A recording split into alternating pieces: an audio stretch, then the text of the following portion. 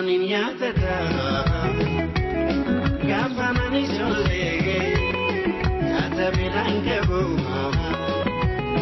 koplaata malee ammanin yaatata gaafanani ijoollee yaada biraan qabu. Akkam jirtu ijoollee nagaa keessanii kuni qophii ijoollummaa kooti. Qophii ijoollummaa koo guyyaa har'aatiin amma kanan argamu magaalaa Hoolataa keessatti. Egaa qophii ijoollummaa koo guyyaa har'aatiin obbo Biraanuu Gonfaa waliin turtii taasisuufani. Obbo Biraanuu Gonfaa eenyu sadarkaa maalirraa ka'aniit yeroo ammaa kana abbaa qabeenyaa ta'uu danda'anii bu'aa bahii jireenyaa akkamii keessa darbanii kan jedhu egaa isaanumarraa kan dhageessan ta'a. Isinis mana keessan teessanii karaa foddaa televezyiinii OBN gaammeetiin hanga xumuraatti yoo nu hordoftan isaanirraa waa hedduu ni barattu jennee abdan. Hanga xumura qophii keenyatti nu waliin tura. Ammanin yaatata gaafanani ijoollee. Obbo Biraanuun eessatti dhalatanii? Haalli guddina isaanii maal fakkaata? Ani kanan dhaladhe naannoo Oromiyaa godina Shawaa Lixaa aanaa Meettaa Roobee keessatti kanan dhaladhe yoo ta'u kanan itti guddadhe garuu ijoollummaa kootiin achi warri koo na baatanii aanaa Gindabaratitti galanii naannoo Gindabaratittan guddadhe jechuudha. Ijoollummaa kootii akkuma ijoollee kamiyyuu jechaadha warra koo horii eeguudhaan gargaaruudhaan iddoo horii eegan immoo ka'ee hiriyoonni koo gaa baratan arguudha kan ka'e mana barumsaa isaa irraa ilaaleen argee jechuudha yookiin immoo galee jechuudha. Tapha akkamii fa'aa taphachaa turtas yeroo ijoollummaa keessan akkanumas immoo maatii kee hojii humni kee danda'u maal fa'aa gargaaraa turte? Baadiyyaatti ijoollee hiriyoota koo wajjin mucucoo taphachuudhaan yeroo baay'ee baadiyyaatti horiidha kan ganama hin kaataa horii baaftaa bakka isaan bobba'anitti horii gaggeessitee horii eegaa ooltaa jechuudha. Ijoollummaa kootti kanan gochaa ture akkuma ijoollee baadiyyaa jechuudha. Mana barumsaa yeroo seentu ni yaadatta laa? Mana barumsaa yeroo seenu ni yaadadha. Maaliif akkuma nama jedhe mana ijoollee horii eeguudhaaf hoggaan gabbayee haala jiru ijoolleen naannoo keenya gadi jiranii mana barumsaa deemuudhaaf ol deemaa jiran. Akka tasaa mucaan hiriyaa keenya yookiin immoo wajjin guddanne injiinar Hayilamaariyaam Kabbadeen jedhama amma injiinara hojii iddoo gaarii jira. Inni mana barumsaa inni deemaa jiruun argee eessa dhaqxannaa mana barumsaan deemaa jira jedhe. Okay, ati mana barumsaa deemta taanaan isaas dhaabadhee horiin eegu waan ta'eef hojiin deema taanaan naannoo nuti ani manni keenya jiru manni barumsaa saa tokko deemsisa saa tokko sana isa waliin deemee galee jechuudha. Oduu warri koo nan geessine gaafas isa boodaan horii dhiisee deemee mana barumsaa dhaquu koo arginaan mana barumsaa achumaan na galchanii mana barumsaa Gonfii Yabaloo sadarkaa tokkoffaa kan jedhutan kutaa tokko galee jechuudha. Kutuma tokko galte yeroo sana keejii maaliin hin jiru kutaa tokko galmooftaa kutaa tokkoon sana achitti baradhe. Kutaa tokko eegan baradhe booda warri koo baadiyyaadha gara magaalaatti waan godaananiif yookiin magaalaatti waan galaniif isaa waliinan magaalaa Kaachisitti galle jechuudha. Magaalaa Kaachisitti galle Kaachisii mana barumsaa sadarkaa tokkoffaatti kutaa lammaffaa jalqabee itti baradhee amma kutaa ja'aatti isa booda immoo kutaa ja'a amma kutaa 10tti achuma mana barumsaa sadarkaa lammaffaa Kaachisitti baradhe. Kutaa 10 booda immoo warri koo achiis taa'uu hin dandeenye achiis hin ka'anii garam deemanii gara Amboo dhufan magaalaa Amboo kutaa 11 fi 12 magaalaa Ambootti baradhe jechuudha. Yeroo ammaa obbo Biraanuun abbaa qabeenyaati. Abbaa qabeenyaa ta'uudhaaf ijoollummaatti hawwaa turte moo akkamitti? Abbaa qabeenyaa hawwoo don ta'in abbaa qabeenyaa inni caalaan hawwiidhaan hin argamu kan abbaa qabeenyaa nama godhu inni guddaan isaa Waaqayyoodha Rabbidha jechuudha. Abbaa qabeenyaa kan si gochuu danda'u maaliif waa jijjiirama fiduudhaaf namni hundumtuu dafqaa oola. Dafqa kee kana garuu Waaqni bu'aa itti kan si godheetoo akka inni gara fooyyaatti ceetu kan si godhu Waaqadha. Inni lammaffaa tattaaffii keeti. Tattaaffii on jedhu dhaloonni kunillee irraa barachuu qabaadhi jedhee kan yaadu yeroo koo iddoo intaanitti dabarsee hin beeku Asawaaf yeroo kiyya kennee hojiin hojjechuun wal oduun hojjetin hafee hin beeku. Hojiin hojjechuun wal hojjechuun narra jira. Waan nan hojjedhadhee yaade sana immoo gahuudhaaf jecha cicheen hojjedhaa jechuudha. Yeroo kiyya haala hoduutti wantoota adda addaatti dabarsuu hin barbaadu. Araada adda addaa homaa tokkoyyuu hin qabnu waan nyaatamuun ala homaa keessatti hin hirmaannu waan ta'eef homaa keessa iyyuu hin gallu jechuudha. Kanaaf hojiin natti kenname yookiin immoo hojiin hojjechuu malu sana waan yaade sana iddoon gaadhee yaade sana gahuudhaaf jecha humna hin qabuun dandeettii hin qabuun hamma hin qabuun hiriyoota kiyyas gaafachaa gorsa namarraa fudhachaa warra naa olii gaafachaa hojijjiirama kana keessatti akkamittiin ce'achaati gaafachaa as geenya jirra jechuudha. Yeroo ammaa hojii ijaarsaa garaagaraan hojjechaa jira jettee fakkeenyaa hojii ijaarsaa gaafa jennu maalidhamee daa'imman beekuu dhiisuu danda'u waan ta'eef.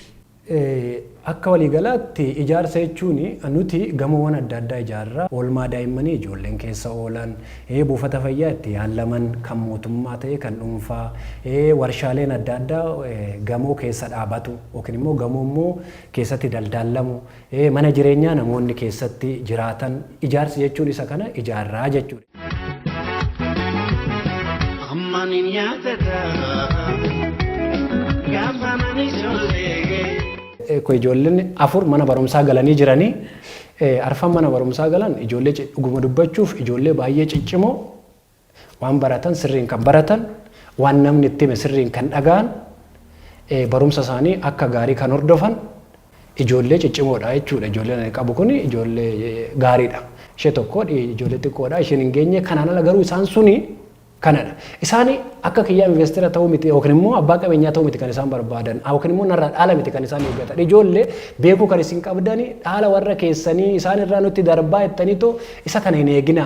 Carraa isaanii ijoolleen kan koo kan isaan jedhan anis ofii kootii baradhee guddadhee hojjedhee bakka abbaan keenya ga'uu barbaanna malee ankee dhaala kee yookiin immoo sibiraa anatti hojjetterraa eeggannadhanii yaada kana hin kaasani. On kana iyyuu itti isaa miti nutillee cimnee hojjennee barannee ijoollee of dandeesse ijoollee biyyaaf taatu ijoollee addunyaaf taatu ta'uu barbaannaa kan jedhudha kan isaan kaasan. Ijoolleen amma na dhaggeeffachaa jirtanis isa kana gochuu qabdu jechuudha. Of danda'u irratti xiyyeeffachuu qabdu. Warra keessanii eeguu osoo hin ta'in isin cimtanii barataa cimaa taatanii yoo daldalaa taatan daldalaa cimaa taatanii yoo hojjetaa mootummaa taanattanii poolisii taanee hojjettan yookiin immoo dookterii taanee hojjettan bakka taatanii ogummaa hin taanattanii yaaddan sana irratti cimaa taatanii nama of danda'an gara fooyyaatti akka dhufnuun ani barbaadu. Isinis ijoolleen isa kana gochuu qabdu jechuudha. Anamma isinitti bagan sirriitti qabadhaa. Warra keessanirraa eeguu osoo hin ta'in of danda'uudhaaf yaala. Ammanin yaadata gaafa nani ijoollee. Obbo Biraanuun muudannoo yeroo ijoollummaa qabula waan daa'imman irraa barachuu danda'an. Abbaa kootu fardeen hin bobbaatii miti. Waggaa isheen bobbaatu deemiti farda naaf fidee dheena erge. Farda fiduu on deemu mucaan tokko natti dhufee tapha jaalannaa siin jedheemi.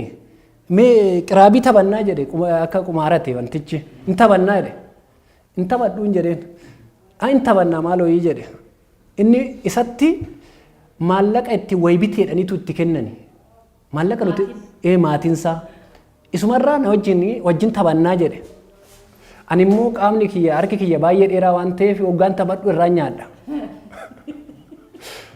Waan ani achumaanii maallaqa sana birrii tokkoo fi shilingii itti kennanii wayitti biteedhanii itti kennanii maallaqa sana birrii tokkoo fi shilingii irraa nyaadhe. Amma yaadadhu warri koo dhaqiitii farda fideedhanii na ergani. Farda hin finne ani. Osuma ani kana taphadhu mucaan irraa nyaannanii warri koo mi'a bitiin na erganii maallaqa koo narraa nyaattee taafannaa yookiin naa deebisii jedhe. Hin deebisuus irraa nyaadhee jira jedhe. Naa deebisii hin deebisu amma wal lolli. Jennaani akkana dhiisuu dheetanani maallaqni nama rareera waan ta'eef birrii tokko hambifadhee shilingii deebiseef. Shilingii ani deebisnaan ammas narreebbadhaa itti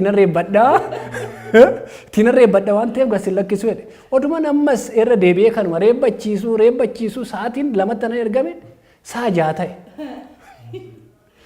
Booda waliigaluu hin dandeenye maallaqa sa'a koo gubaa oolee yoon galee warri koo waan naan lolanii maallaqa irraa nyaadhe na wajjin deema waan nan galadhe.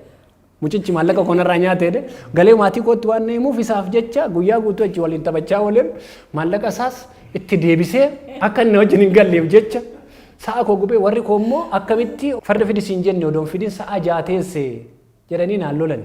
Kanaaf ijoolleen kanarraa maal barachuu qabuudha.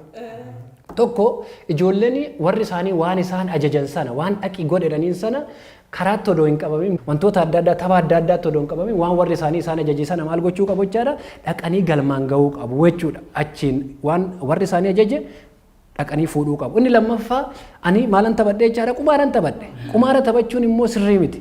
Ijoollee hin guddisu jechuudha. Yaada kee gara bitti geessaa gara maallaqa argachuu jettee gara hannaatti gara sababa adda addaatti si geessa waan ta'eef ijoolleen qumaara taphachuu hin qabanii jechuudha. Ijoollee anis hin beekuu qabdan barachuu ammas barachuu borus barachuu jijjiirama fiduudha jechuudha.